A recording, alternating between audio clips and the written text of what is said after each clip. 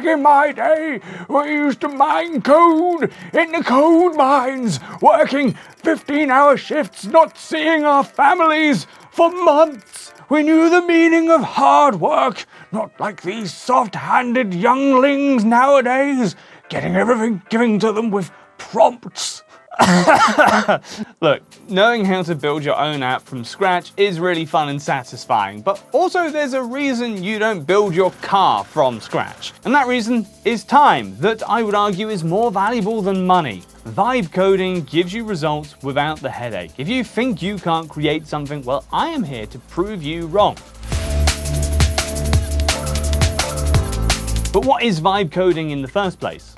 I mean, vibe coding sounds like a new, cool, hip way to code, and well, I guess it is.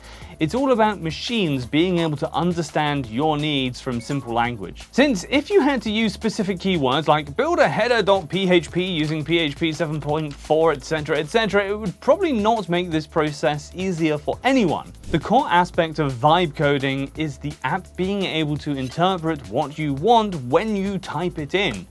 Make a cool business website, drunk at 3 AM in the morning, and the app builds something similar to what you asked instead of showing you an error. Okay, to get more technical with you, the term vibe coding was first mentioned by Andrej Karpathy. He co-founded and formerly worked at OpenAI and introduced the concept in a tweet stating, "There's a new kind of coding I call vibe coding, where you fully give in to the vibes, embrace exponentials, and forget that the code even exists." So vibe coding is basically a software development approach that relies on AI to generate, refine, and debug code based on your natural language prompts. It allows you to focus on describing what you want the software to do, feel the vibe or intent, and let the AI handle the coding details. Like, imagine hiring a company for your backyard. You don't really need to know which flower pot to buy or how lawnmowers work. You just say what you want it to look like and they handle the rest. So what do you need to do to start vibe coding? Well, the main tool for vibe coding is AI, obviously. First, you should start with cloud.ai. It's completely free, explains a lot of things it does, and can give you lessons on the basics. But as you probably understand, it's more of a tool when you have the where to place the host this code.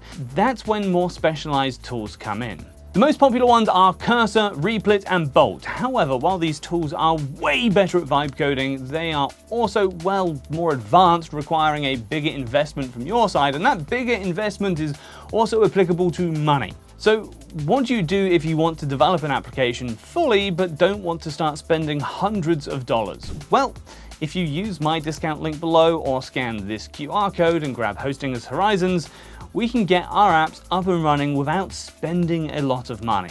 This is your new best AI coding assistant.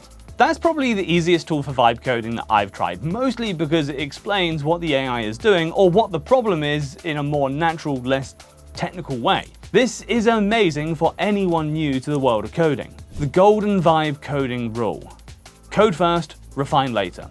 Prioritize prototyping and being fluid. Forget the code exists, it's all about that vibe, baby. Alright, so let me demonstrate how the whole process looks with Horizons. We start with a prompt to create a personal finance tracker. I'll describe it in detail. Create a clean and beginner-friendly personal finance tracker app that helps users manage their income, expenses, savings, and financial goals. You can see the full prompt on the screen. Another quick tip for you, if you're having trouble coming up with the exact prompts that these apps need, good old ChatGPT can help you out in this regard. As we build these apps, it's worth mentioning that Horizons has built quite a reputation despite being a pretty new project from Hostinger. The ease of use is remarkable. You get coding, design, and SEO all in one place, which is perfect for the vibe coding approach, especially if you're new to all of this. And now to test our new app. Well, I don't know about you, but this looks great. Of course, looking great isn't the most important thing when creating an app, so let's test how it works. Okay, nice! Nearly everything works, but there are a few improvements to make. Luckily, I can just type in that I want this fixed, and bam, the AI will do all the work. So let's test it out now. Great, we have a super personal app in less than an hour. All right, let's try something different. Let's say I want to start a local book club and give everyone an app where they can log their books, leave comments, or interact with other users. The prompt goes something like this. Create an app for a local book club where members can log books they're currently reading, have finished, or want to read, leave comments or reviews on books, etc., etc. You can see the full prompt on the screen. One of the recent updates that really stands out is that Hosting Horizons now detects and fixes most common errors automatically. This means less troubleshooting and more time focusing on what your app should actually do. One thing I love about Hostinger is that they take the time to inform you about their future plans, like the full inclusion of e-commerce into the Horizons platform. But let's wait till it finishes writing AI code and see how our book club app looks now. Great! Not only does it look professional, but it's basically fully functional after one single prompt. Is it the greatest app in the world? Oh no! But it is a great tribute. Sorry, won't be doing that again. But don't think I'm going to leave you without melting some tips into your mind. After vibe coding for a while, there are a few things I wish I'd known from the start. First, it's still useful to have some coding knowledge if you'll need to troubleshoot the newly created app or double check what the AI might have gotten wrong. You don't need to get courses online or any other nonsense like that. Just watching a Code Basics YouTube video will do wonders to help you understand the overall overarching concepts. Second, all that knowledge helps here, but make sure to explain what you need an app to do and what functions it should have. The more detailed your description, the better the AI can understand your vision. I still do this thing where I think that it's obvious that an app should do this thing just to realize, wait, no, okay, maybe that wasn't obvious at all. And so just go into as much detail as possible. Third, and it's really important when you're just starting, don't try to build an entire feature with one massive prompt. Trust me on this one, ask me how I know. Break complex tasks down into smaller, more manageable steps. This approach gives you better control and makes it easier to identify and fix issues.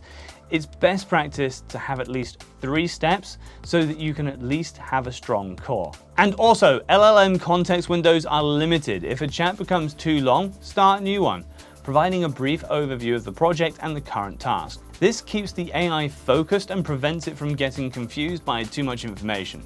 Don't forget that these vibe coding tools are very new and they will improve a lot, but as of now, we have to play within the limitations. So, coding with AI or vibe coding represents a fundamental shift in how we approach software development. Instead of getting bogged down in syntax and technical details, you can focus on the creative and problem-solving aspects of building software.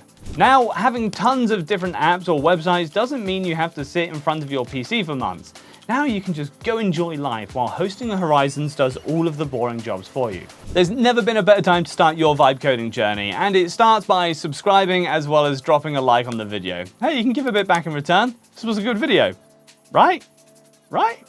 Okay, yeah, I think I'm losing my mind a little bit there.